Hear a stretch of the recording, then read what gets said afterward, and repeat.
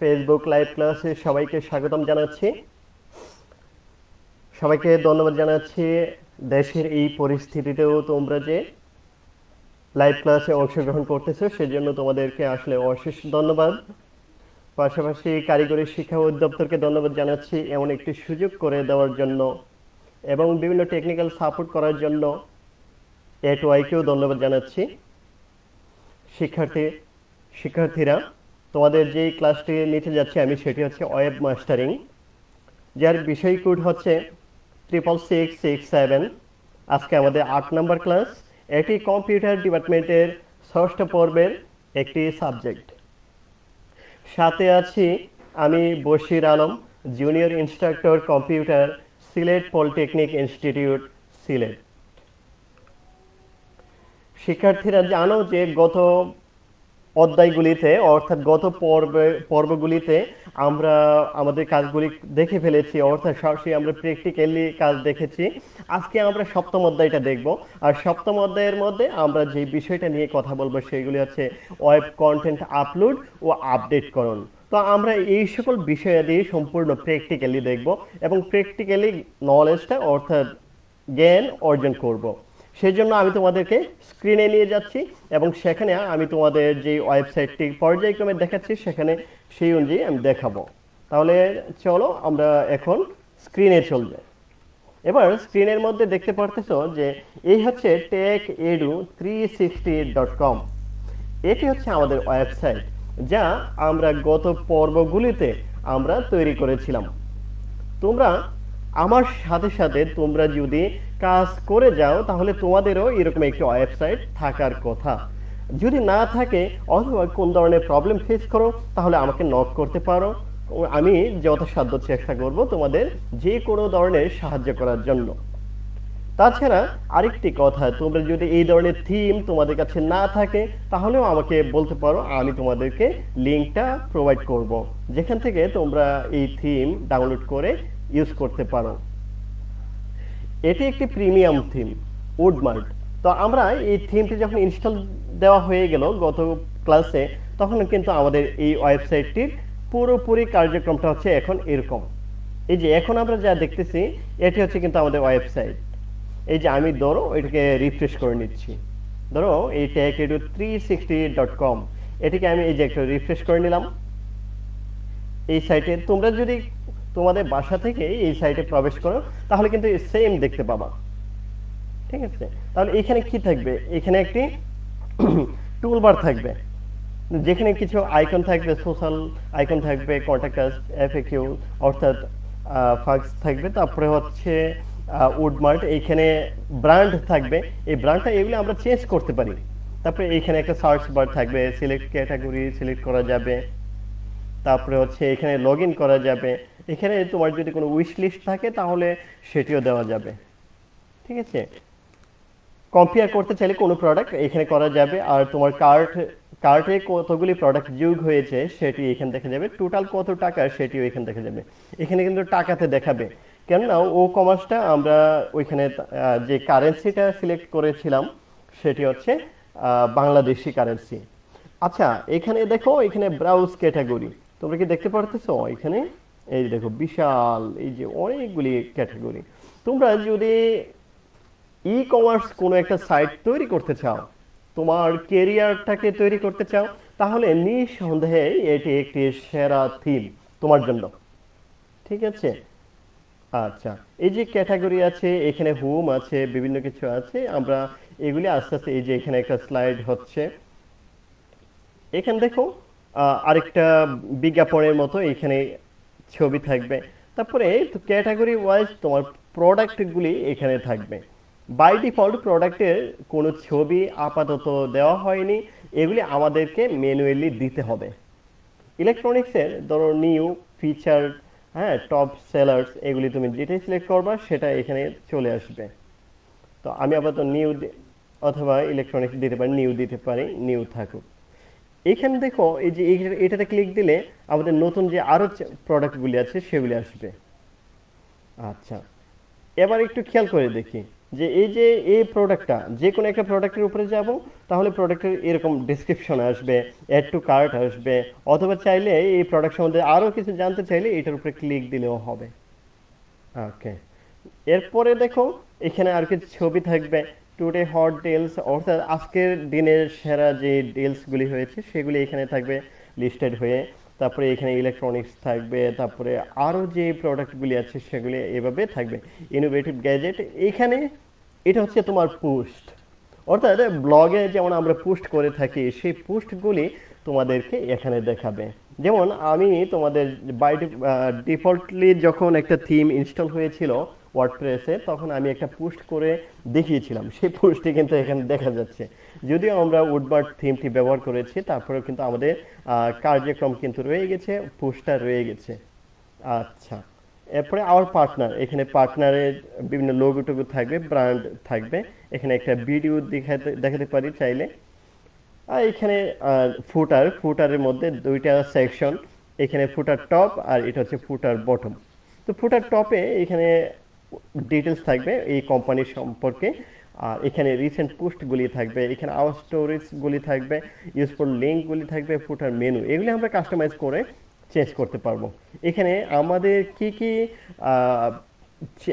Card আমরা accept করি, যেমন বিকাশ, তারপরে রকেট, নগদ, অথবা ভিসা, মাস্টার কার্ড, পেপাল, হ্যাঁ, এগুলি যদি আমরা অ্যাকসেপ্ট করে থাকি তাহলে এখানে আমরা দিয়ে দিলাম ছোট আকারে।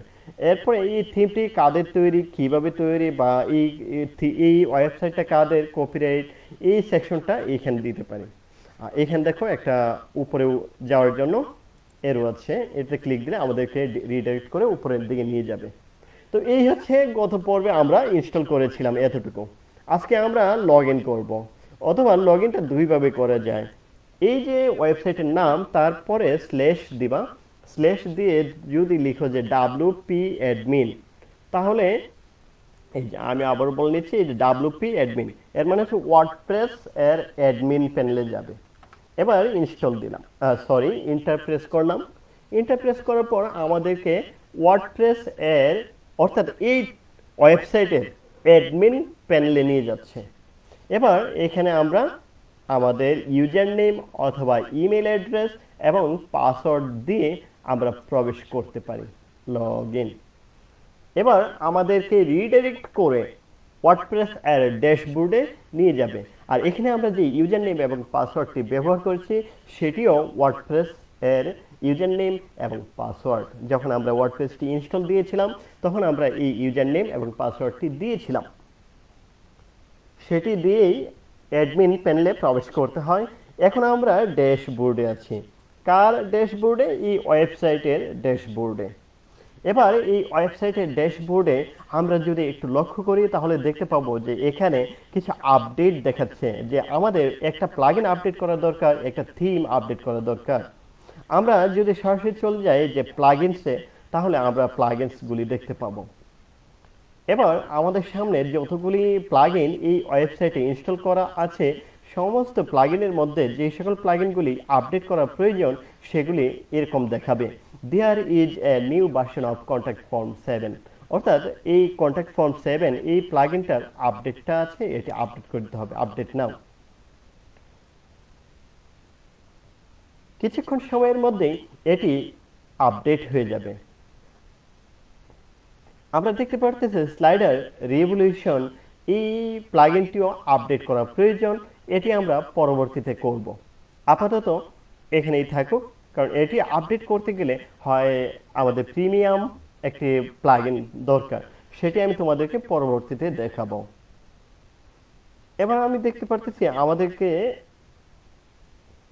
একটি থিম আপডেট করার জন্য বলতেছি, তা আমি আপাতত অ্যাপিয়ারেন্স থেকে থিমে যাচ্ছি।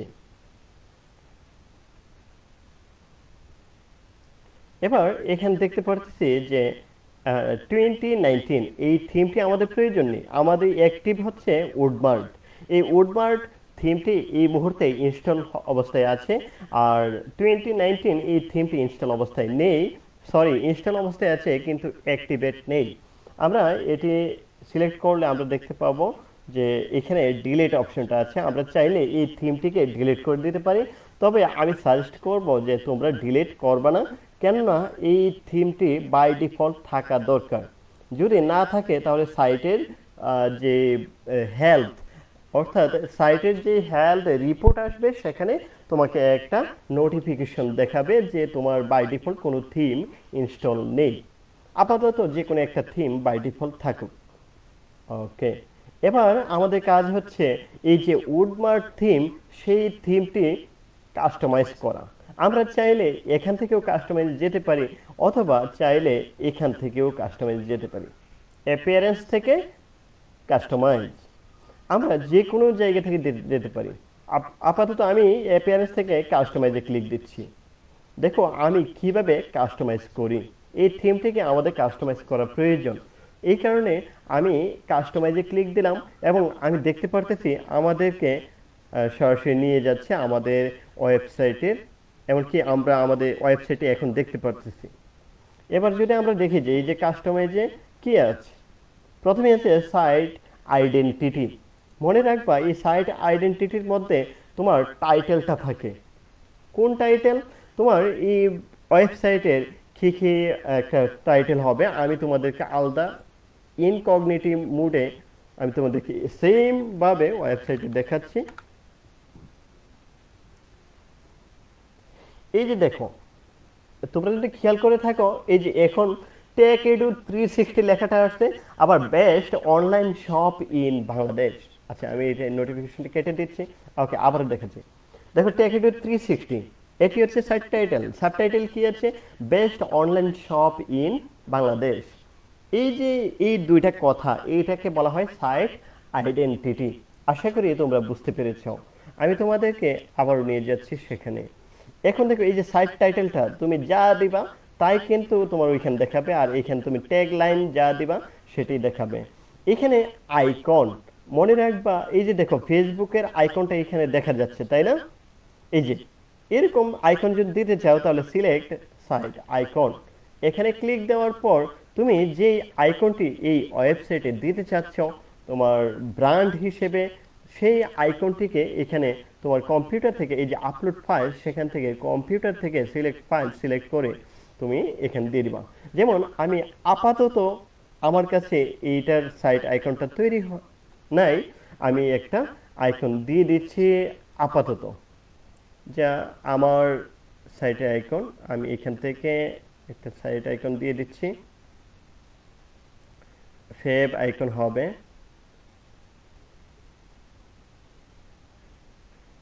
ওকে, এটা এই যে ফেভ আইকন।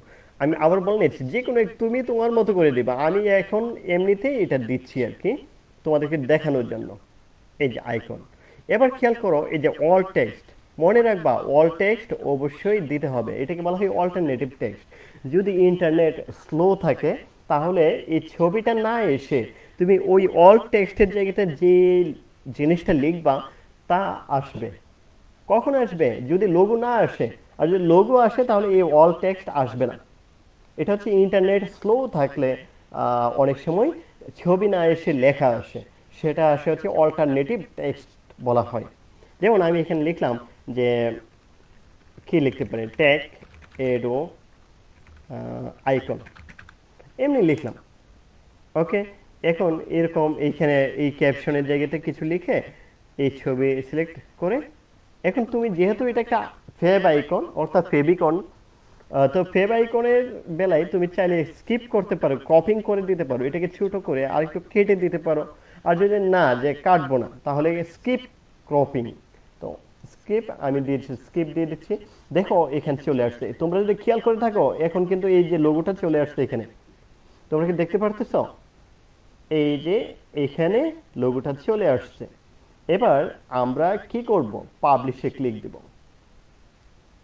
এবার কিছুক্ষণের মধ্যে এই আইকনটি পাবলিশ হয়ে যাবে এবং আমি তোমাদেরকে এখন যদি এই যে দেখো এখানে দেখা যাচ্ছে না, আমি যদি এখন এটাকে রিফ্রেশ করি তাহলে দেখতে পাবা এখানে আইকনটা চলে আসবে।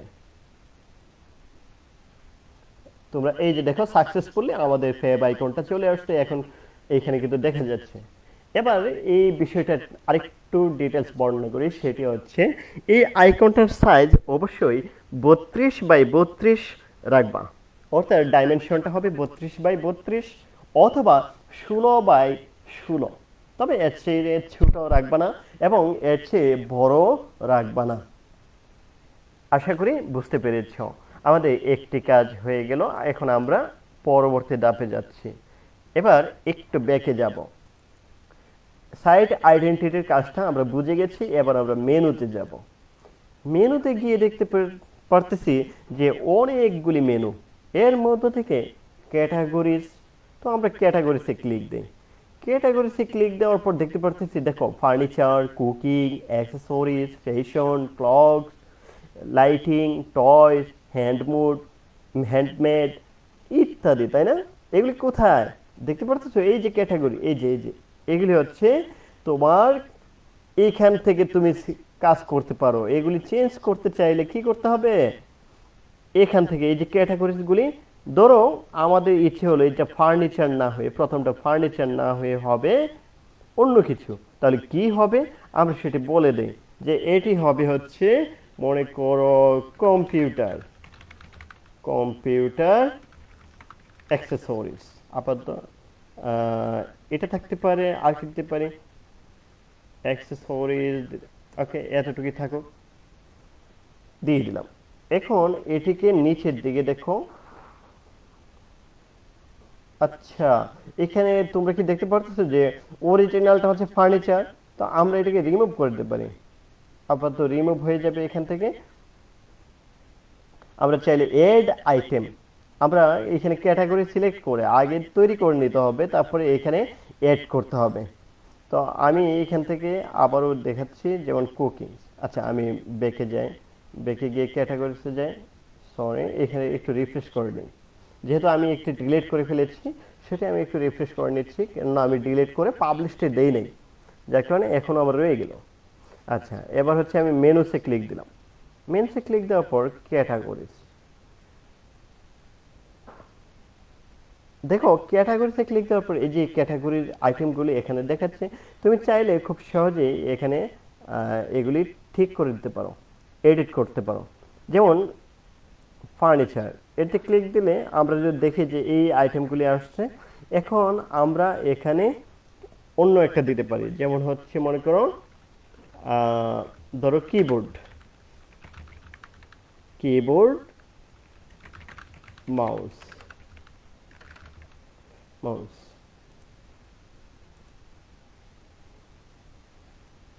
ওকে, এটি লিখে এখন যদি আমরা পাবলিশে ক্লিক দেই,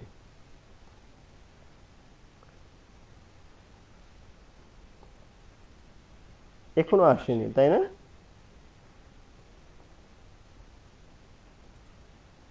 আচ্ছা, এবার যদি আমরা একটা রিফ্রেশ দিয়ে দেই, তাহলে দেখি তো কি আসে।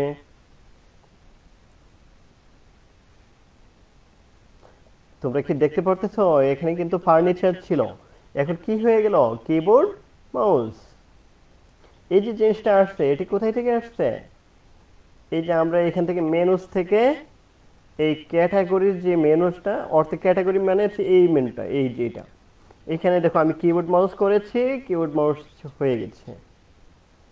এভাবে তুমি যদি কোনো একটা মেনু অর্থাৎ আইটেমটা অ্যাড করতে চাও, তাহলে প্লাসে ক্লিক দেবা। দেওয়ার পর তোমার কি অ্যাড করতে চাও তা তুমি এখান থেকে বলে দিতে হবে। যেমন প্রোডাক্ট ক্যাটাগরি যদি চাও, তাহলে প্রোডাক্ট ক্যাটাগরি আগেই তোমাকে তৈরি করে নিতে হবে। বুঝতে পারছো?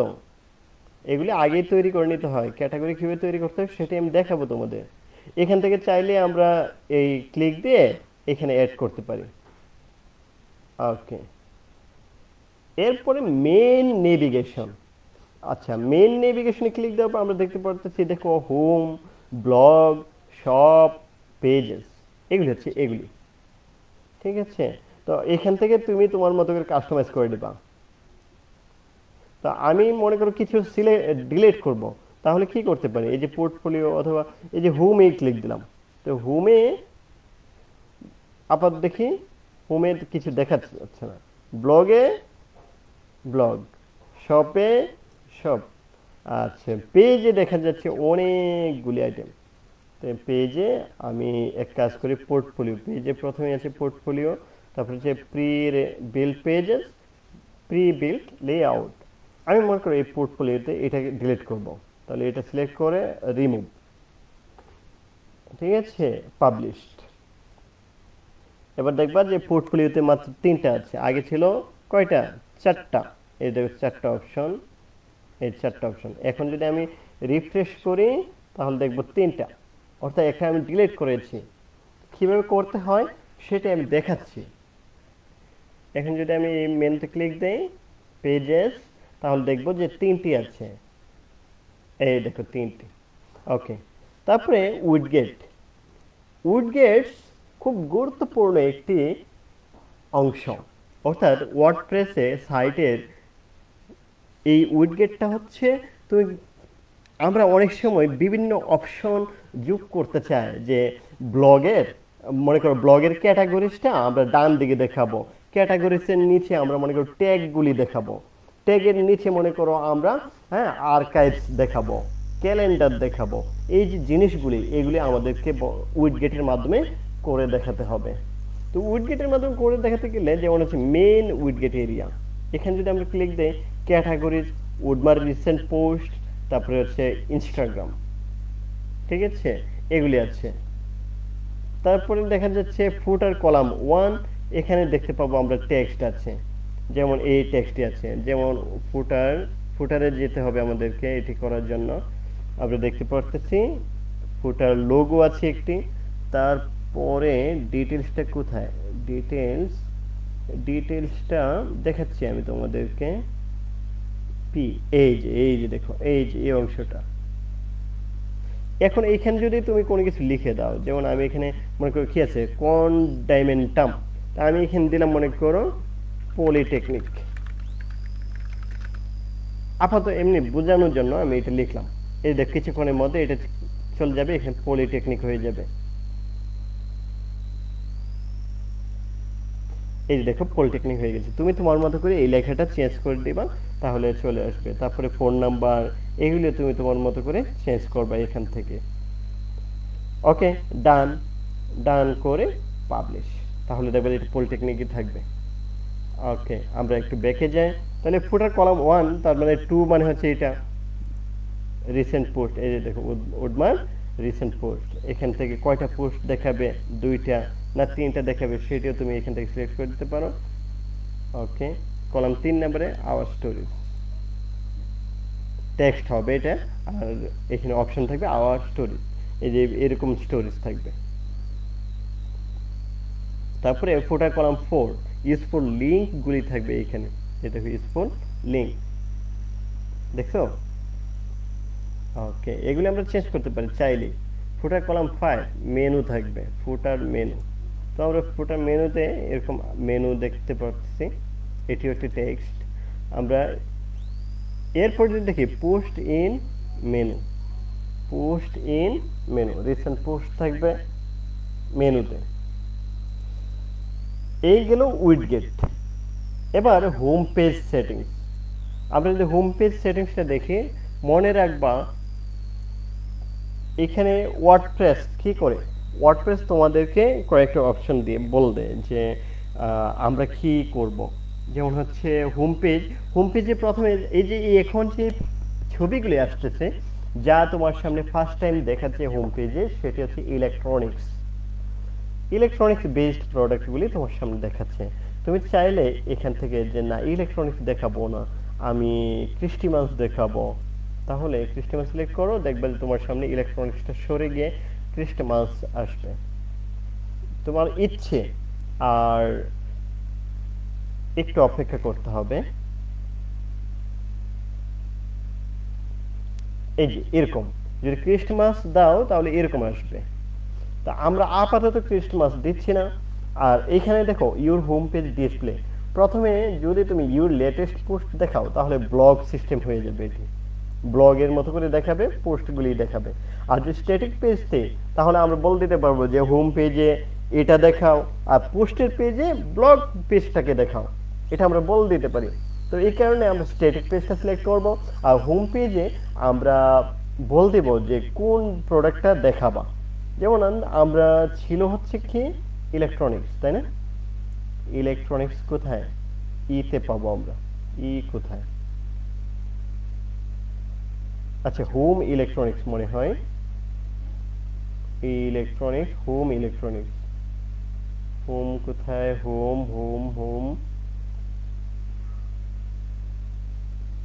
হোম ইলেকট্রনিক্স, এই যে হোম ইলেকট্রনিক্সটা সিলেক্ট করব, তাহলে এটা সুন্দর করে দেখাবে।